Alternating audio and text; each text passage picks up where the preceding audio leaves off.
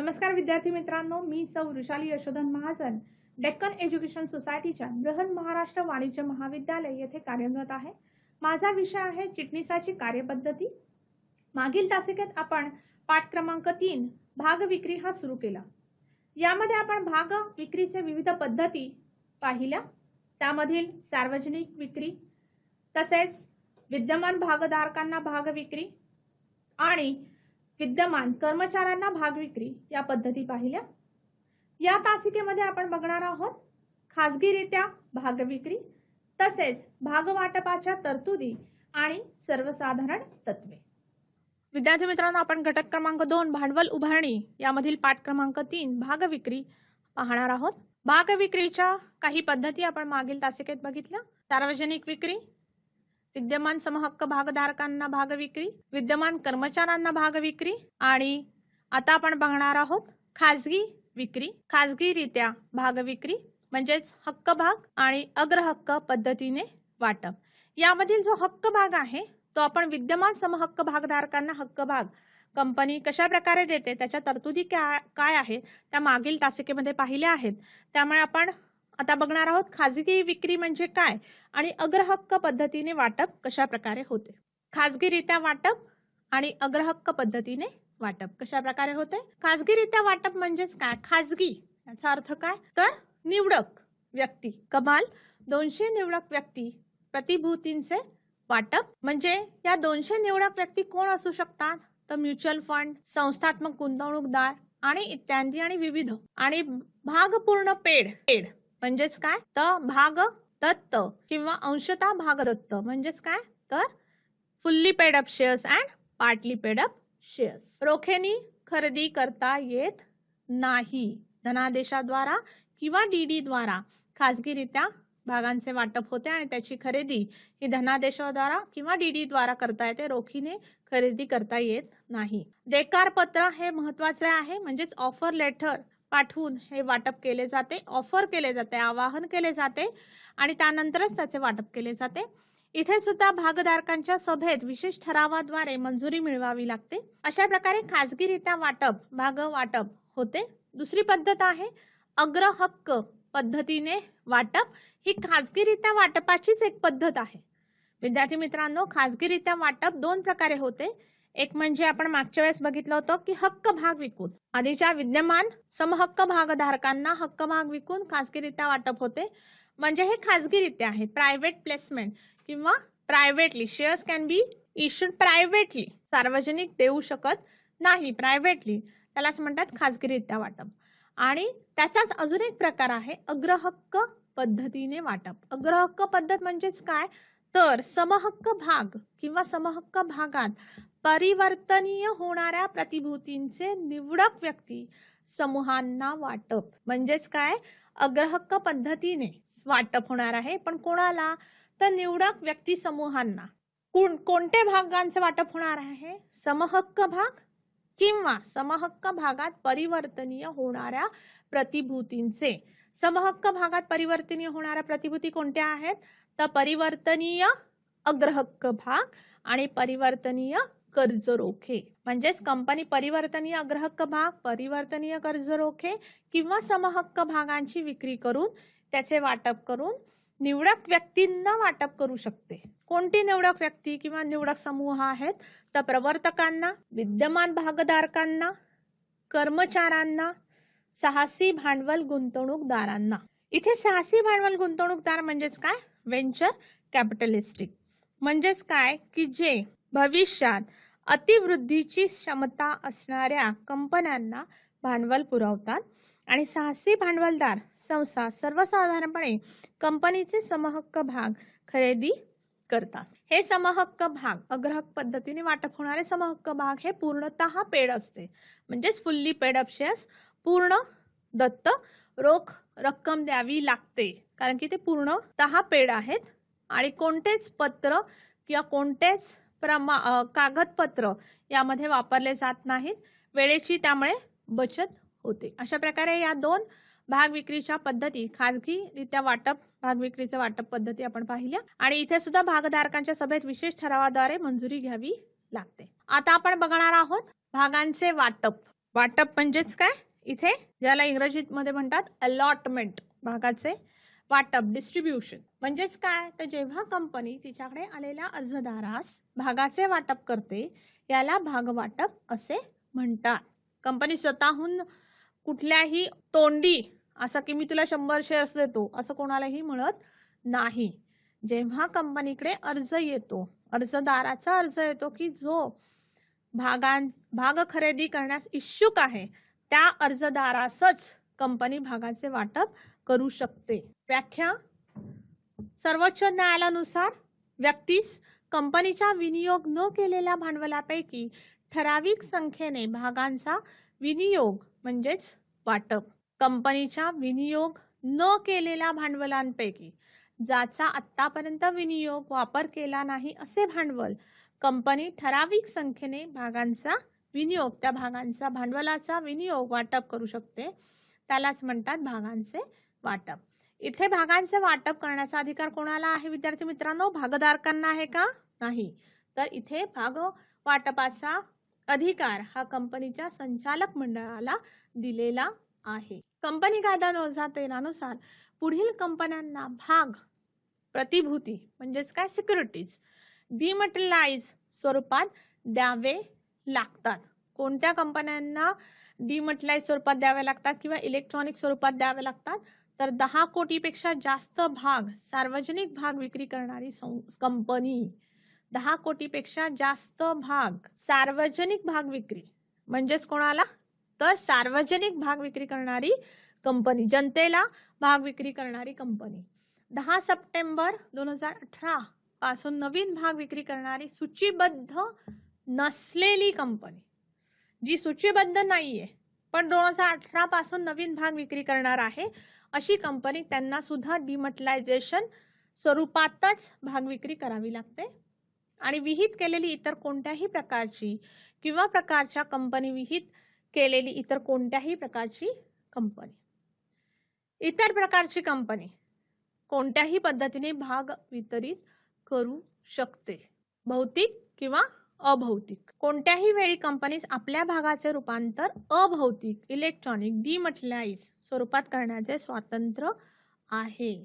आणि अभौतिक स्वरूपात भाग देणाऱ्या कंपनीस डिपॉझिटरी कायदा 1996 च्या तरतुदींचे पालन करावे लागते. डिपॉझिटरी ऍक्ट 1996 ला पास झाला विद्यार्थी मित्रांनो. आणि त्यानुसार जर कंपनीने ठरवले की आपल्या भागाचे रूपांतर अभौतिक स्वरूपात इलेक्ट्रॉनिक फॉर्म मध्ये करायचं असेल तर कंपनीला या कायद्यानुसार, या ऍक्टनुसार, या ऍक्टच्या तरतुदींचे पालन करावे लागते.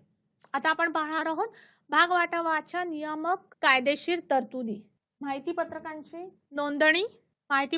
नोंदणी करणे फार गरजेचे असते. माहिती पत्रकाचा उद्देश काय असतो विद्यार्थी मित्रांनो? माहिती पत्रक कशासाठी काढले जाते? माहिती पत्रक म्हणजे ज्यामध्ये कंपनीच्या भागवाटपाचे नियम, अटी नमूद केलेल्या असतात, तसेच कंपनीची माहिती ही दिलेली असते. म्हणून माहिती पत्रकाची नोंदणी करणे फार महत्त्वाचे आहे. माहिती पत्रकाची नोंदणी ही कोणाकडे केली जाते? तर अधिकाऱ्यांकडे ही दाखल करावी लागते. आणि माहिती पत्रकावर सर्व प्रस्थापित संचालकाच्या सह्या असाव्या लागतात. नवीन कंपनीसाठी किंवा संचालक किंवा त्यांच्या अधिकृत वकिलांची स्वाक्षरी असणे आवश्यक आहे.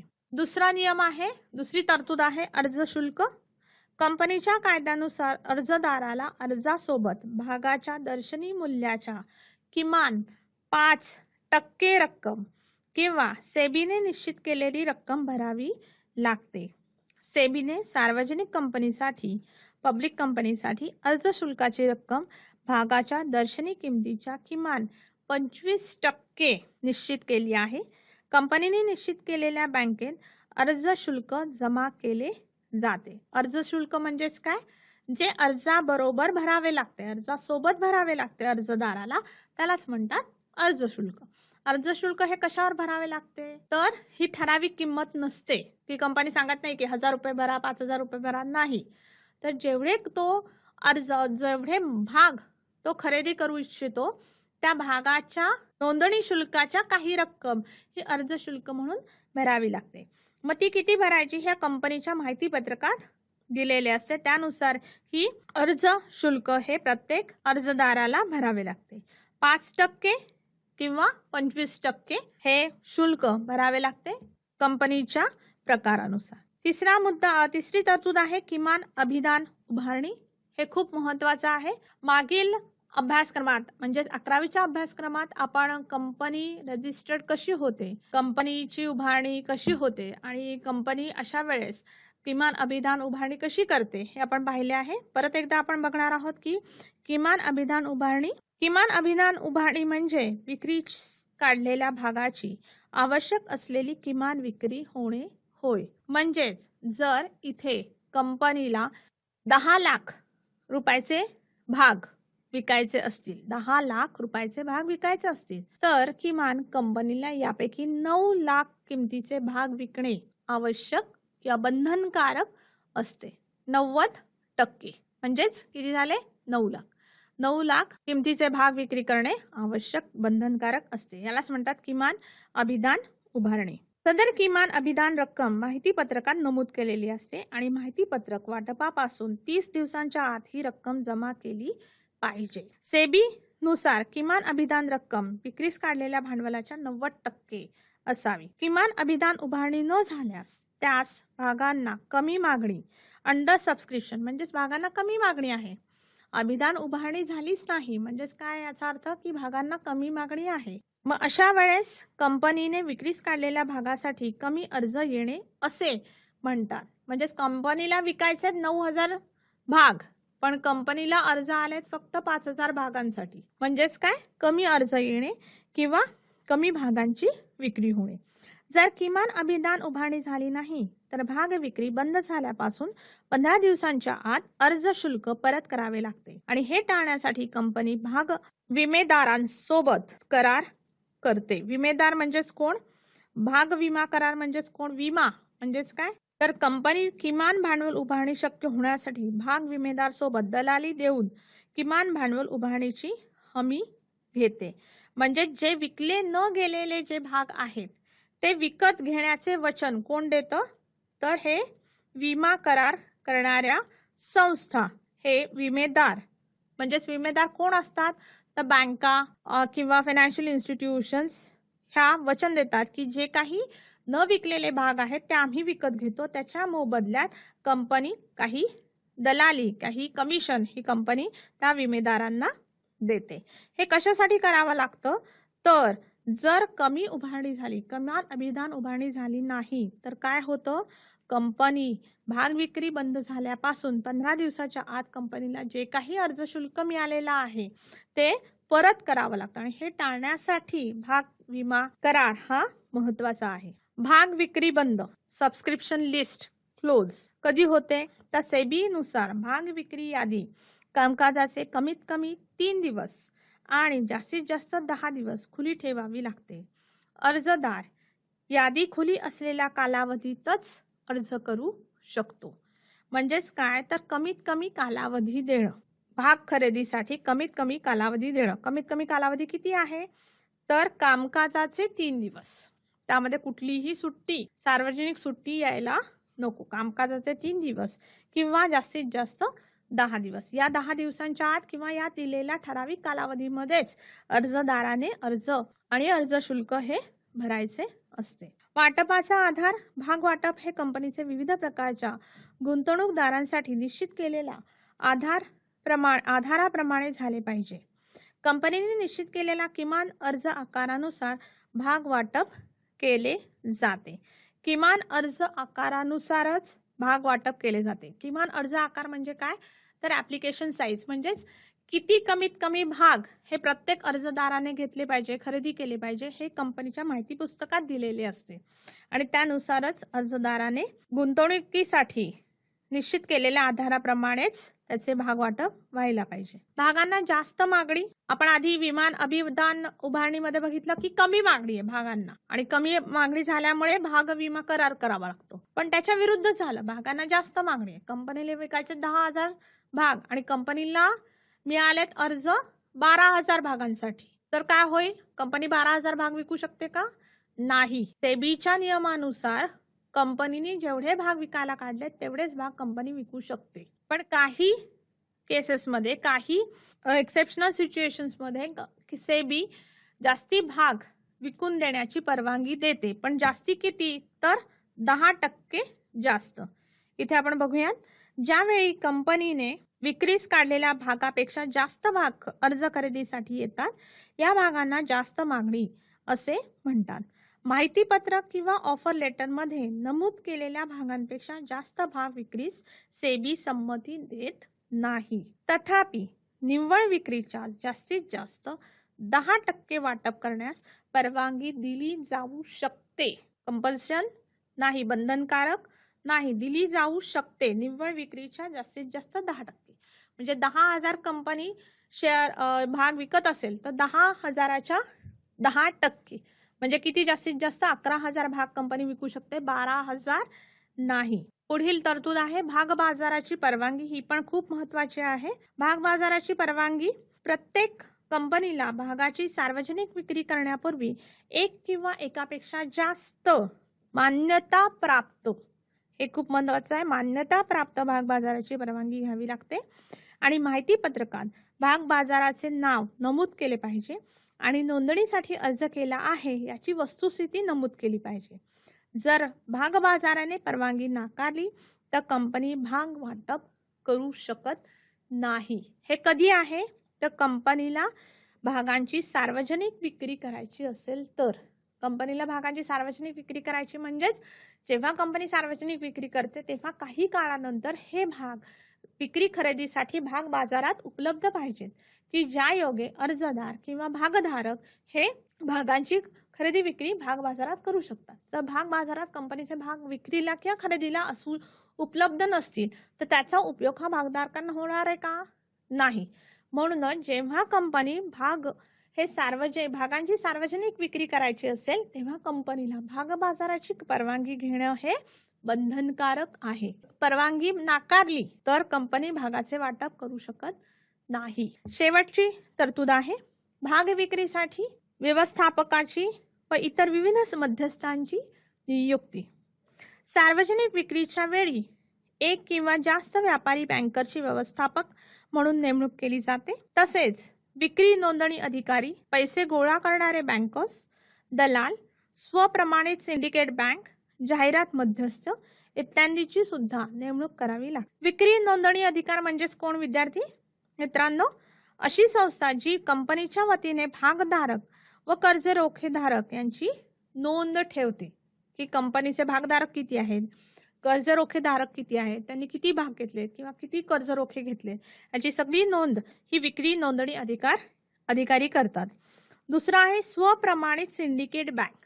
स्वप्रमाणित सिंडिकेट बँक म्हणजेच सेबीने प्रमाणित केलेल्या अशा बँका ज्या ASBA सवलती गुंतवणूकदारांना पुरवतात. ASBA सवलती गुंतवणूकदारांना पुरवणे म्हणजेच काय? तर गुंतवणूकदार अशा बँकेत त्यांचे अकाउंट काढून त्यांचे खाते उघडून काही ठराविक रक्कम त्या बँकेमध्ये भरतात. ती ठराविक रक्कम ही अर्ज शुल्क म्हणून घेतली जाते आणि त्यानंतर जेव्हा कंपनी त्यांना भाग विक्री करते तेव्हा परत पुढील शुल्क ही त्या बँकेच्या त्या अकाउंट मधून, त्या खात्यामधून ASBA तर्फे कंपनीकडे पोहोचवले जाते. ही सुविधा कोण देते? तर सेबीने प्रमाणित केलेल्या काही बँका. आता आपण भाग वाटपाची सर्वसाधारण तत्वे पाहणार आहोत. प्रथम आहे कंपनी कायदा 2013 च्या तरतुदींबरोबरच खालील नियमांचे पालन कंपनीने केले पाहिजे. तर योग्य अधिकार, कंपनीने योग्य अधिकार दिला पाहिजे. कशासाठी? तर भाग वाटपासाठी. कोणाला योग्य अधिकार असणार आहे कंपनीमध्ये भाग वाटपासाठी? नक्कीच संचालक मंडळाला. संचालक मंडळ किंवा संचालक मंडळाने नियुक्त केलेल्या भाग वाटप समितीस भाग वाटपाचे अधिकार असतात. दुसरा आहे भाग वाटप. भाग वाटप हे कधी होणार आहे? फक्त भाग मागणी अर्जाच्या बदल्यात, म्हणजे शेअर ऍप्लिकेशन फॉर्म्स जेव्हा कंपनीला मिळणार आहे त्याच्या बदल्यातच भाग वाटप होणार आहे. कुठलंही तोंडी भाग वाटप होणार नाही की कंपनीला फोन करून एका माणसाला सांगितलं की आज मला 10 शेअर हवेत आणि मी तुला 10 शेअर देतो. नाही. कंपनीला जोपर्यंत अर्ज येत नाही, मागणी अर्ज येत नाही अर्जदाराकडून लेखी स्वरूपात तोपर्यंत कंपनी भाग वाटप करू शकत नाही. सो हे फक्त भाग मागणी अर्जाच्या बदलात होते. कंपनी भागांचे वाटप अर्जदाराच्या लेखी अर्जानुसार करू शकते. तिसरा आहे वाजवी कालावधी. भाग वाटप अर्ज शुल्क स्वीकृतीनंतर 60 दिवसांच्या आत करावे. भाग वाटप माहिती पत्रक वाटप केल्यापासून 5व्या दिवसापासून करता येते. भाग वाटप कधी करू शकते कंपनी? तर माहिती पत्रक वाटप केल्यापासून 5व्या दिवसानंतर त्याची सुरुवात होते आणि अर्ज शुल्क जोपर्यंत कंपनीकडे मिळत नाही तर भाग वाटप अर्ज शुल्क स्वीकृतीनंतर 60 दिवसांच्या आत, या 60 दिवसांच्या आत पूर्ण भाग वाटप कंपनीचं झालं पाहिजे. म्हणजेच लेखी अर्ज मिळवणं, शुल्क मिळवणं, किमान अभिदान आहे की नाही बघणं, त्याच्यानंतर भाग अर्जदारांची सूची तयार करणं आणि त्या सूचीनंतर त्या तक्त्यानुसार त्या सूचीनुसार त्यांना भाग वाटप करणं, हे सगळे कार्य 60 दिवसांच्या आत व्हायला पाहिजे. चौथा आहे निश्चित व विना अट भाग वाटप. भाग वाटप हे माहिती पत्रक आणि अर्ज यात नमूद केलेल्या अटींनुसारच झाले पाहिजे. माहिती पत्रक कशासाठी असतं किंवा अर्ज कशासाठी असतात की ज्यामध्ये कंपनीचे जे काही भाग वाटप आहे त्याच्या अटी हा दिलेले असतात. मग जर त्याच्यामधल्याच अटी कंपनीने पाळल्या नाहीत तर काय होणार आहे? ते भाग वाटप हे अमान्य होणार आहे. लक्षात आलं? कायद्यानुसार ते अमान्य होणार आहे आणि अशा वेळेस ते भाग वाटप जी काही रक्कम, जे काही मूल्य, जे काही अर्ज मूल्य किंवा अर्जाची किंमत कंपनीने घेतलेली आहे ती अर्ज शुल्क कंपनीला परत करावे लागते. म्हणूनच इथे विना अट भागाचे वाटप व्हायला हवे. वाटपाच्या वेळी नियमामध्ये कोणताही बदल होता कामा नये किंवा नवीन अंतर्भूत केले जाऊ नयेत. कुठलाही आधीचा जो नियम आहे तो बदलला जायला नकोय किंवा नवीन नियम हे कंपनीने अंतर्भूत करायला नकोत. आणि पुढचा आहे संप्रेषण. संप्रेषण म्हणजेच कंपनी भाग वाटप पत्र किंवा वाटप सल्ल्याद्वारे अर्जदारांना भाग वाटप झाल्याचे कळवावे लागते. की जसं भाग वाटप हे कसं होतं? लेखी अर्जानुसार. जेव्हा कंपनीला लेखी मागणी अर्ज मिळतो की मला एवढे एवढे भाग हवेत, हा अर्जदाराकडून अर्ज मिळतो, लेखी अर्ज मिळतो, तेव्हाच कंपनी त्याला भागाचे वाटप करू शकते. तसंच संप्रेषण आहे. त्या भागधारकाला कसं कळणार आहे, त्या अर्जदाराला कसं कळणार आहे की भागाचे वाटप झाले आहे की नाही? तर ते कळवण्यासाठी कंपनीने काय करायला हवंय? कंपनी भाग वाटप पत्र किंवा वाटप सल्ल्याद्वारे अर्जदारांना भाग वाटप झाल्याचे कळवावे लागते. आणि या पत्रामध्ये वाटप केलेल्या भागांची संख्या, देणे, देय भाग वाटप रक्कम इत्यादीची माहिती दिलेली असते. आणि शेवटचं सर्वसाधारण तत्व आहे विसंगती, उल्लंघन नको. म्हणजेच काय? तर भाग वाटप करताना इतर कोणत्याही कायद्याचे उल्लंघन करू नये.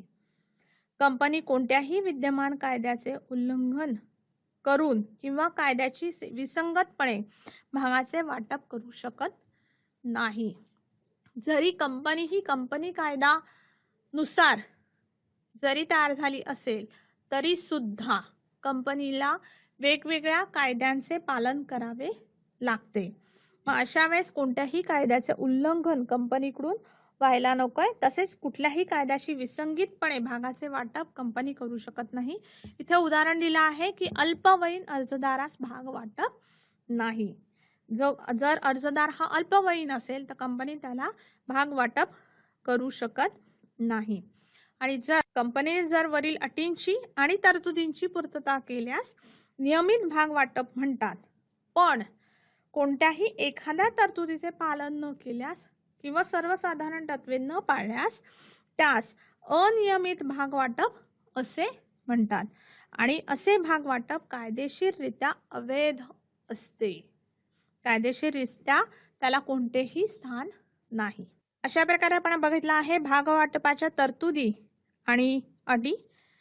प्रत्येक कंपनी जी भाग वाटप करते तिला कंपनी कायदा 2013च्या भाग वाटपासंदर्भात तरतुदीची पूर्तता करावी लागते.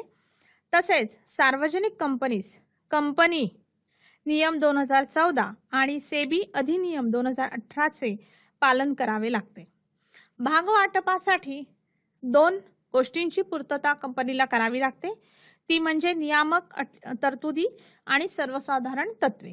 नियामक तरतुदी म्हणजेच काय? तर कंपनी कायदा 2013शी अधिक राहून पुढील नियमाचे कंपनीस पालन करावे लागते, म्हणजेच त्याला म्हणतात नियामक तरतुदी. आणि दुसऱ्या आहेत कायदेशीर तरतुदी, म्हणजेच काय, तर कंपनी कायदा 2013 मधील काही तरतुदी की ज्या आपण आत्ताच पाहिल्या की माहितीपत्रांची नोंदणी, अर्ज शुल्क, किमान अभिधान उभारणी, भाग विक्री बंद होणे, वाटपाचा अधिकार, भागांना जास्त मागणी, भाग बाजारात व्यवहार करण्यासाठी परवानगी, भाग विक्रीसाठी व्यवस्थापकीय व इतर विविध मध्यस्थांची नियुक्ती. तसेच ही तत्वे सुद्धा खूप महत्त्वाची आहेत. सर्वसाधारण तत्वे खूप सोपी आहेत लक्षात ठेवायला की योग्य अधिकार कोणाला असणार आहे, संचालक मंडळांना. भाग वाटप कसे होणार आहे, तर लेखी मागणी अर्जाच्या मोबदल्यात किंवा त्याच्या बदल्यातच भाग वाटप होणार आहे. वाजवी कालावधी हा दिलेला आहे की अर्ज शुल्क स्वीकृतीनंतर 60 दिवसांच्या आतच कंपनीला भागाचे वाटप करावे लागणार आहे. निश्चित व विना अट भाग वाटप माहिती पत्रकात आणि अर्जामध्ये नमूद केलेल्या अटींनुसारच कंपनीला भागांचे वाटप करावे लागणार आहे. कुठलीही या व्यतिरिक्त कुठलीही नवीन अटी किंवा नियम कंपनी त्याच्यामध्ये अंतर्भूत करू शकत नाही. संप्रेषण, जसे की भाग वाटपासाठी लेखी मागणी अर्जदाराकडून लागतो, तसेच भाग वाटप झाले आहे की नाही हे अर्जदारास कसे कळणार आहे, तर कंपनी त्याला टेलिफोन किंवा काहीही करू शकत नाही. अशा वेळेस कंपनीने त्याला लेखी कळवणे की भाग वाटप अशा इतक्या भाग तुम्हाला मिळालेले आहेत, इतक्या भागांचे वाटप झालेले आहे, हे लेखी कळवावे लागते. त्यासाठी कंपनी भाग वाटप पत्र किंवा वाटप सल्ल्याद्वारे अर्जदारांना भाग वाटप झाल्याचे कळवते. आणि यामध्ये पत्रामध्ये काय नमूद करते कंपनी, तर भागांची संख्या आणि देय भाग वाटप रक्कम, की अजून किती रक्कम तुम्हाला या भागांवर द्यायची आहे, म्हणजेच त्याला म्हणतात देय वाटप रक्कम. आणि शेवटचं तत्व आहे विसंगती किंवा कुठल्याही कायद्याचं उल्लंघन नको. तर यावर लघुत्तम प्रश्न हा विचारला जाऊ शकतो. त्यामुळे या दोन्हीही भाग वाटपाच्या दोन्हीही तत्व आणि तरतुदी यांचा व्यवस्थित सराव करा. नमस्कार विद्यार्थी मित्रांनो, आताच आपण बघितलं की भाग विक्री पाठ क्रमांक 3 भागाच्या विविध पद्धती मधील शेवटची पद्धत खासगीरित्या भाग वाटप, तसेच भाग वाटपाचे तरतुदी आणि सर्वसाधारण तत्वे. तर या तरतुदी आणि तत्वे ही खूप महत्त्वाची आहेत. सर्वसाधारण तत्वे यावर लघुत्तम प्रश्न विचारला जाऊ शकतो. आणि भाग वाटपाच्या ज्या तरतुदी आहेत, कायद्यानुसार तरतुदी ज्या आहेत त्यावर सुद्धा या एकूण 8 तरतुदी आहेत. त्यामुळे त्याच्या दीर्घोत्तम प्रश्न किंवा लघुत्तम प्रश्न विचारला जाऊ शकतो. त्यामुळे त्या तरतुदी लक्षात ठेवणे हे खूप महत्त्वाचं आहे. भाग वाटपाच्या कार्यपद्धती ही जरी आपल्या अभ्यासक्रमात दिली असली तरी यावर्षी ती भागांची कार्यपद्धती आपण पाहणार नाही आहोत. ती सेल्फ स्टडी साठी आहे. त्याच्यावर कोणताही प्रश्न हा विचारला जाणार नाही. त्यामुळे त्याचा अभ्यास तुम्ही हा घरी केला पाहिजे. दुसरा म्हणजे भागाच्या ज्या पद्धती आपण मागील तासिकेत आणि या तासिकेत बघितल्या त्या खूप महत्त्वाच्या आहेत. त्याच्यावर सुद्धा लघुत्तम प्रश्न विचारले जाऊ शकतात. की उदाहरणार्थ की भाग पद्धतीमध्ये भाग विक्री ही विद्यमान कर्मचाऱ्यांना, त्यातील पद्धत पहिली ESOS, ही पण पद्धत खूप वेळा बोर्डाच्या प्रश्नपत्रिकेत विचारलेली आहे. अशा प्रकारच्या या पद्धती या लघुत्तम प्रश्न किंवा टिपा लिहा या मध्ये पण विचारल्या जाऊ शकतात. तर या सगळ्या गोष्टींचा तुम्ही सराव करायचा आहे. या पद्धतीमध्ये खूप सारखे समान हे मुद्दे दिलेले आहेत. त्या मुद्द्यांचा तुम्ही विचार करून या पद्धतीचा तुम्ही उत्तरे लिहू शकता. धन्यवाद.